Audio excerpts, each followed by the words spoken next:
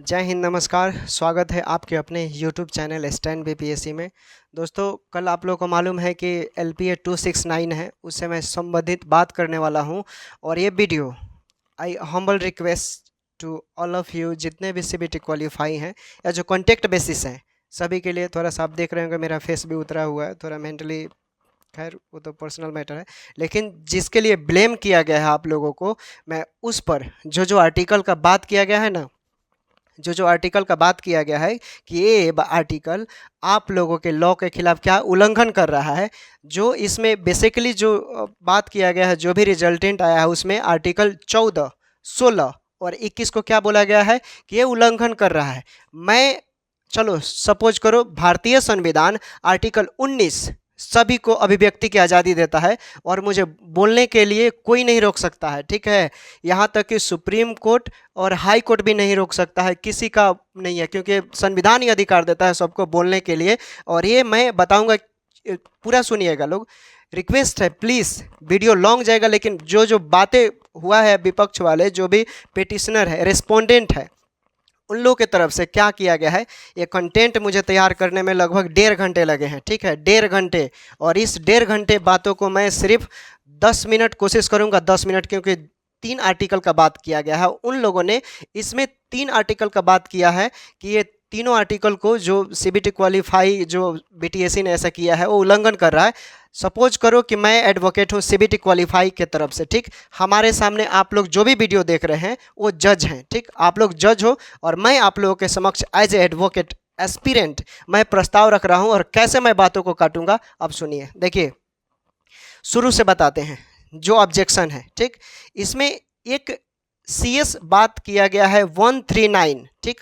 139 का rule number 4 है, sub section clause 1, clause 2, clause 3। इसको कॉपी पर नोट कीजिए, ठीक। इसमें क्या दिया गया, इसमें ये सब सेक्शन की बात किया गया, और सब सेक्शन क्या उन लोगों को वेटेज भी देता है, तो इसमें तो कोई दिक्कत नहीं है, मिल गया, ठीक।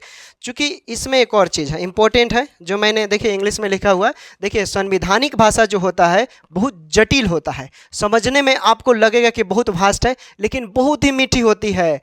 गागर में सागर बोला जाता है ना, वैसा है। एक एक शब्दों का इतना, समझ लीजिए, मैं बोलता हूँ ना बार बार, शब्दों का ही खेल है। यहाँ संवैधानिक भाषा में समझ लीजिए कि शब्दों का ही खेल है, और इसे समझना थोड़ा जटिल होता है, और वही लोग समझ सकते हैं जो, समझ लीजिए, इस चीज़ से जुड़े हैं, ठीक। तो प्लीज़ पूरा सुनिएगा। हम सभी आर्टिकल को आपको समक्ष रखते हैं और समझाते हैं कि क्या क्या आपके राइट बनते हैं और कल क्या होने की संभावनाएं हैं, ठीक। इसलिए प्लीज़ पूरा देखिए। चलिए, चूंकि इसमें बात किया गया है कि sufficiency of court fee stamps as per provision of law, यानी ऑब्जेक्शन। CBT क्वालिफाई वालों ने ऑब्जेक्शन किया है जो रिजल्ट आया है, ठीक। यानी कानून के प्रावधान के अनुसार हम रिव्यू करना चाहते हैं, ठीक। यहाँ तक पूरा समझिएगा, शुरू से इसलिए बता रहे हैं। हो सकता है थोड़ा डिफ़िकल्ट सुनने में लगे, लेकिन हम पूरा सरल भाषा में, पूरा जो ठेठ भाषा बोला जाता है ना, वैसे समझा दूंगा। प्लीज़ रुके रहिए आप लोग। उसके बाद है नेम ऑफ पेटिशनर या respondent number does not find place in the connected writ, जो रिव्यू की बात करता है। यानी जो याचिकाकर्ता जिन्होंने याचिका किया है उसे जुड़ी हुई रीट नहीं मिलती है, ठीक। ये होगा। उसके बाद हम रख रहे हैं, ये जज के सामने जो भी है, ये बातों को हम रख रहे हैं, उसमें क्या होना चाहिए आप लोग भी समझिएगा, या जो भी आपके एडवोकेट होंगे उनसे आप राय सलाह दे सकते हैं। उसके बाद 1 complete set of paper book of connected writ petition of honourable single judgement. खैर, इसमें 139 क्लॉज रूल नंबर 4 1, 2, 3 की बात कहा गया उसके, और एनेक्सेसर की बात किया गया, जो संलग्न। कहने का मतलब है जो मेन मुद्दा है सब घुमा फिरा कर यहाँ पर बोला गया है। CBT क्वालिफाई वालों के जो एडवोकेट हैं, उन्होंने इसमें एक पॉइंट और रखा है कि देखिए, मिसलेनियस का मतलब होता है मिला जुला, अनेक प्रकार। मिसलेनियस का मतलब आप अनेकों तरीके से निकाल सकते हैं, लेकिन इसमें मिसलेनियस का एक और मतलब होता है मिला जुला। यानी आप कहीं ना कहीं कॉन्टेक्ट बेसिस की भी बात कर रहे हैं और कहीं ना कहीं CBT क्वालिफाई का, ठीक। लेकिन उन लोगों का जो जिन्होंने एग्ज़ाम पास नहीं किया है, उनके एडवोकेट साहब के मुताबिक क्या है कि महाशय, अनुल्लंघन यानी अटैचमेंट ऑर्डर, अनुलग्न के आदेश को छोड़कर सभी अनुलग्न के संदर्भ अपील के ज्ञापन से हटा दिया जाना चाहिए। कहने का मतलब है कि आप जो क्राइटेरिया है, ठीक, योग्यता जो अप्लाई करने का सेक्शन है उसे आप नहीं बदलिए, लेकिन जितने और रीट से संबंधित बातें कही है आप उसे हटा दीजिए। ठीक, ऑब्जेक्शन जो सीबीटी क्वालिफाई की तरफ से। उसके बाद और देखिए, चूंकि जो भी संविदा वाले हैं उनके तरफ से क्या पॉइंट रखा गया है, चूंकि जो सीबीटी क्वालिफाई वाले हैं वो आर्टिकल 14, 16 और 21 का उल्लंघन करते हैं। अब चलिए, वीडियो थोड़ा लॉन्ग होगा, प्लीज़ पूरा सुनिएगा, पूरा समझिएगा, ये आपके फंडामेंटल राइट की बात है और आपको मालूम है कि 1235 फंडामेंटल राइट है और यहाँ समझना है आर्टिकल 14, 16 और 21 मैं समझाता हूँ। देखिए, आर्टिकल 14 में क्या है, एक ऐसे नॉर्मली प्रश्न पूछे जाते हैं एग्जामों में कि विधि के समक्ष क्षमता, वो कौन से आर्टिकल में है, तो यही है 14, विधि के समक्ष क्षमता, विधि के समक्ष समान समता की बात करता है। यानी अब इसको समझिए, ये जटिल होगा लेकिन आसान भाषा में हम समझाते हैं। देखिए, कभी कभी चूँकि आर्टिकल 14 जो है ना, ये नकारात्मक पहलू है, आपको देखने में ही लगेगा कि ये नेगेटिविटी है, लेकिन इसमें जो भी बातें होती है ना वो विरोध नहीं करता है। यहाँ पर सीधे विपक्ष वालों ने बोला है कि आर्टिकल 14 जो है वो विधि के समक्ष उल्लंघन करता है, यानी जो भी स्टूडेंट है उनके साथ क्या करता है, उल्लंघन करता है। एजुकेशन में भी करता है, आप किसी भी विद्यार्थी को विशेषाधिकार नहीं दे सकते, यहाँ पर ये बात। तो चूंकि ये बोलता है, ठीक है, कि आप विशेषाधिकार किसी को भी नहीं दे सकते, यहाँ पर पॉइंट देखिएगा, चूंकि तो आप तो सिर्फ एक आदमी की बात कर रहे हैं ना, आप तो विशेषाधिकार, चूंकि आर्टिकल 14 क्या बोलता है, किसी भी व्यक्ति को विशेष अधिकार नहीं दे सकते हैं, यहाँ तक प्राइम मिनिस्टर का लड़का क्यों ना हो, अंबानी का लड़का ही क्यों ना हो, चाहे मुख्यमंत्री का ही लड़का क्यों ना है, चाहे मुख्यमंत्री की बेटी ही क्यों ना हो, आप किसी को भी विशेष अधिकार नहीं दे सकते हैं एज ए स्टूडेंट रूप में। ठीक, सबको आपको समान रूप से ही अधिकार देना पड़ेगा। तो यहाँ पर उल्लंघन क्या है, आप तो सिर्फ एक की बात कर रहे हैं, तो फिर तो वहाँ उल्लंघन हो गया ना, क्योंकि ये तो दोनों हित की बात हो रही है, यहाँ पर भी पॉइंट रखा जा सकता है। चलिए एक और एग्जाम्पल, इसमें जैसे सिंपल भाषा में आपको समझाते हैं।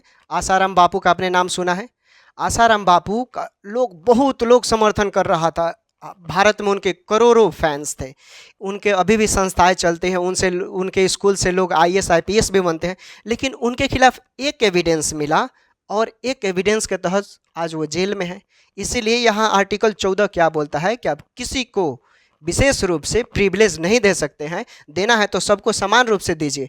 तो आप किसी एक की बात कैसे कर सकते हैं, पॉइंट टू बी नोटेड। आगे देखिए, हाँ, इसमें एक और है कि राष्ट्रपति और राज्यपाल के पास विशेष अधिकार है, वो किसी को भी, वो उनको मार सकते हैं, किसी को जान से भी मार सकते हैं, मर्डर भी कर सकते हैं, लेकिन वो पद पर रहते हुए, ठीक, हट जाएंगे तो उनको फिर सजा हो सकता है। ये हमारा संविधान है, जो देख रहे हैं फोटो में, इनको इसीलिए मैंने भी लगाया, संविधान रचयिता है, जो भी बोल रहे हैं बोलने का आज़ादी भी इन्होंने दिया है। और देखिए, ये खत्म हो गया। अब आर्टिकल 16 की बात करते हैं, समझिएगा, थोड़ा वीडियो लॉन्ग जाएगा लेकिन समझिए, जो तीनों आर्टिकल है 14, 16, 21 आपको समझने की बात है प्लीज़। देखिए, 16 क्या बात करता है कि आरक्षण मिलेगा या नहीं, आरक्षण मिलेगा तो आपको कितना मिलेगा सरकारी नौकरी में, कितना होना चाहिए आपको, तो ये इस पर बात करेंगे। ठीक, ये हालांकि देखिए अलग से एक हम वीडियो बना देंगे आर्टिकल पर, चूँकि ये बहुत बड़ा चीज़ है, ठीक है, लेकिन जो पॉइंट होने चाहिए आपके समक्ष में क्या क्या बन रहे हैं वो हम बता रहे हैं। ठीक, उसके बाद है, चूँकि आर्टिकल 16 को ऐसे लिख दिया जाएगा कि लोक नियोजन के विषय में अवसर की समानता, लोक नियोजन के विषय में अवसर की समानता। अब लोक नियोजन लोगों को समझ में नहीं आ रहा होगा, जटिल भाषा है, कानूनी भाषा है, यानी सरकारी नौकरी में आपकी कितनी हिस्सेदारी होनी चाहिए, सिंपल भाषा में। कानूनी भाषा जो है वो बहुत मीठी होती है, बस समझने की खेल है। ठीक, तो देखिए इसमें क्या बोल रहा है कि 16 में पहले क्लॉज में देखें तो इसमें बोला गया है कि सरकारी नौकरी जो भी है उसमें सभी नागरिकों के लिए आप भेदभाव नहीं कर सकते हैं, यहाँ 16 की बात। और उन लोगों ने बोला है कि आप सिर्फ यहाँ बात कर रहे हैं सीबीटी क्वालिफाई के साथ, तो यहाँ पर क्या संविदा वाले के साथ उल्लंघन हुआ। एक मिनट, उल्लंघन कैसे हुआ, चलिए हम हैं अभी बात हम कर रहे हैं आपस में हम लोग। ठीक, तो कैसे हुआ ये उल्लंघन, कैसे हुआ, चलिए आप मुझे बता सकते हैं कि उल्लंघन कैसे हुआ। अगर आप किसी एक की बात कर रहे हैं यहाँ भी, तो वहाँ भी तो उल्लंघन हुआ ना, क्योंकि संवैधानिक प्रक्रिया के अनुसार कि सरकारी नौकरी में सभी नागरिकों के लिए समान अवसर दिया गया है, और आप बोल रहे हैं क्या कि आर्टिकल 16 क्या कर रहा है, उल्लंघन कर रहा है। तो आप भी तो एक पक्ष की बात कर रहे हैं, तो यहाँ भी तो उल्लंघन हुआ, क्योंकि सीबीटी क्वालिफाई है तो उनका भी तो कुछ प्रावधान है। और राइट टू एजुकेशन आगे 21 है, उसको भी हम बता देते हैं, रुकिए थोड़ा बने रहिए। उसके बाद चूंकि आप संविदा हो, ठीक, ये अगर हम 16 क्लॉज 2 की बात करें तो 2 नंबर को आप अच्छे से समझिएगा। तो हम एग्जांपल बताते हैं। ऐसा नहीं है कि अगर आप संविदा पर काम कर रहे हैं तो आपके पास ज़्यादा दिमाग होगा, जो फ्रेशर हैं उनके पास दिमाग ही नहीं होगा। ये भारतीय संविधान आर्टिकल 2 बोलता है कि ऐसा नहीं है। आप संविदा वाले हैं तो आपके पास ज़्यादा दिमाग होगा, ऐसा नहीं है। भारतीय संविधान जो पीछे बनाए हैं इन्होंने संविधान, उनके अकॉर्डिंग कि आप संविदा वाले हैं तो आपके पास ज़्यादा दिमाग नहीं होगा या ज़्यादा दिमाग होगा, ठीक, ऐसा नहीं है। जो फ्रेशर है उनके पास 0 दिमाग होगा, ऐसा है ही नहीं, ठीक। उसके बाद हाँ, इसमें कहीं भी राज्य सरकार ये नहीं बताई कि सिर्फ संविदा वाले ही नौकरी कर सकते हैं। क्या कहीं नोटिफिकेशन में ऐसा लिखा गया है कि सिर्फ संविदा वाले ही नौकरी करेंगे? क्या ऐसा कहीं मेंशन है? नहीं ना है। तो यहाँ भी here is point to be noted. Okay, और बताते हैं आर्टिकल 21। आर्टिकल 21 बहुत ज़रूरी है, तो प्लीज़ आप लोग पूरा ध्यान से सुनिएगा। ये कंटेंट मुझे बनाने में समय लगा है और ये समझना है। वीडियो लॉन्ग जाएगा मैं मानता हूँ, लेकिन समझिएगा पूरा पॉइंट। आप अपना हक रख सकते हैं, आप किसी से बता सकते हैं। देखिए, मेडिकल की भाषा नहीं है ये, मेडिकल की भाषा नहीं है ये, कानून की भाषा है। और कानून की भाषा सिर्फ कानून वाले ही जानते हैं, ठीक। सबकी बस की बात नहीं होती है। इसे समझने के लिए पढ़ना पड़ता है, जो पढ़ेगा वही समझेगा। तो प्लीज़ कर कृपया 2 मिनट और बने रहिएगा। आर्टिकल 21 की बात करते हैं, जो उन लोगों ने आप लोगों के खिलाफ रखा है। आर्टिकल 21 बोलता है कि प्राण और दैहिक स्वतंत्रता का संरक्षण, यानी निजता का अधिकार, ठीक। तो अब प्राण और दैहिक स्वतंत्रता का मतलब तो सिर्फ लोग समझेंगे प्राण क्या मतलब होगा क्या नहीं, लेकिन इसे भी समझिए क्या होता है। देखिए, अगर आप भारतीय हो, भारतीय बोले तो सब आ गए, ठीक। भारतीय बोले तो आप सब आ गए, ठीक ना। तो भारतीय हैं तो आपके पास स्वतंत्रता का अधिकार है ना जी। यानी कानून द्वारा स्थापित प्रक्रिया के द्वारा आपके साथ आपको दंडित किया जाए, कुछ भी किया जाए, कानून को अधिकार है, बाकी कोई नहीं करेगा। अब इसमें एजुकेशन से क्या संबंध है, अब सुनिए। चूंकि जीवन जीने का अधिकार क्या क्या होना चाहिए, right two way of life, आपको इसके लिए बार बार कोर्ट में जाना पड़ता है। अभी भी लोग जाते हैं सुप्रीम कोर्ट में। वही चीज़ यहाँ पर मैं आपको बताऊंगा कि सुप्रीम कोर्ट ने क्या बोला है। देखिए, विधि द्वारा स्थापित प्रक्रिया जो कानून है और कानून के द्वारा बनाया गया जो प्रक्रिया है, वही कानून बना सकता है, वही उसमें संशोधन कर सकता है, ठीक। और कौन इसका निर्णय करेगा? Supreme court. वह जो बोलेगा वही मान्य होगा। तो इसमें जो कॉन्टेक्ट बेसिस वालों ने है उनके मुताबिक ऐसा बोला गया है कि सुप्रीम कोर्ट के मुताबिक जो बीटीएससी का नोटिस है ये क्या हो रहा है कि 21 को भी उल्लंघन कर रहा है। तो कैसे उल्लंघन कर रहा है, थोड़ा हम भी देखते हैं। 1950 में सुप्रीम कोर्ट का एक आदेश आता है, ठीक ना। 1950 में सुप्रीम कोर्ट का एक आदेश आता है कि जीवन, मतलब 1950 में सुप्रीम कोर्ट बोलता है सिर्फ वहाँ गरिमामय जीना संविधान में नहीं था, लिखित नहीं था, लेकिन 1950 में सुप्रीम कोर्ट बोलता है कि जिंदा रहना ही आर्टिकल 21 है। आर्टिकल 21 ही क्या है? जिंदा रहना। लेकिन कैसे है, अब चलिए सुप्रीम कोर्ट ने क्या क्या स्टेटमेंट दिया है उसे भी समझते हैं। चूंकि व्यक्ति अगर कोई परेशान है, व्यक्तिगत बोले तो यानी मैं पर्सनल, व्यक्तिगत मेरा निजी, ठीक है। अगर कोई व्यक्तिगत रूप से परेशान है वही सुप्रीम कोर्ट जाएगा और कोई नहीं जाएगा, ठीक। यानी आर्टिकल 22 ये कोरिलेट कर दिया यहाँ पर। अब यानी सिर्फ आपको जीने का अधिकार था, जिंदा रहना ही जीवन था उस समय, लेकिन आपके साथ कोई भी गलत व्यवहार करे, टीका टिप्पणी करे, कोई कमेंट कर दे, फिर आप उस पर कोई लीगल एक्शन नहीं ले सकते थे। यही 1978 में होता है, जब मेनका गांधी विदेश जा रही थी, एयरपोर्ट पर उनकी क्या किया गया? पासपोर्ट छीन लिया गया दोस्तों, ठीक। पासपोर्ट उनका छीन लिया गया। तो वो पहुंच जाती हैं सुप्रीम कोर्ट। सुप्रीम कोर्ट जाती हैं तो वहाँ पर सुप्रीम कोर्ट अपना इसी स्टेटमेंट को बदल देता है और बोलता है कि नहीं, जीवन जीना जो अधिकार है दोस्तों, वो गरिमामय के साथ भी आप जी सकते हैं, ठीक। अब इसमें शिक्षा से भाई कैसे जोड़ दिया गया? तो 21 क्लॉज ए, 21 क्लॉज ये राइट टू एजुकेशन की बात करता है। यानी राज जो विधि बनाता है, राज विधि द्वारा कानून बना सकता है।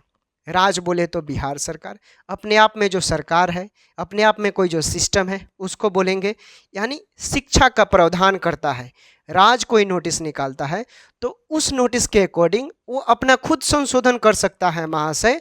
अगर वो चाहता है कि हम एग्ज़ाम लेना चाहते हैं तो ले सकता है, अगर वो चाहता है कि एग्ज़ाम नहीं लेंगे तो नहीं ले सकता है, वो उसके ऊपर डिपेंड करता है। और ये भी, इसके लिए भी रूल बनाया गया, शिक्षा का अधिकार, राइट टू एजुकेशन एक्ट 2009, जिसे हम सिंपल भाषा में या साधारणतः ज़्यादा लोग जानते हैं RTE।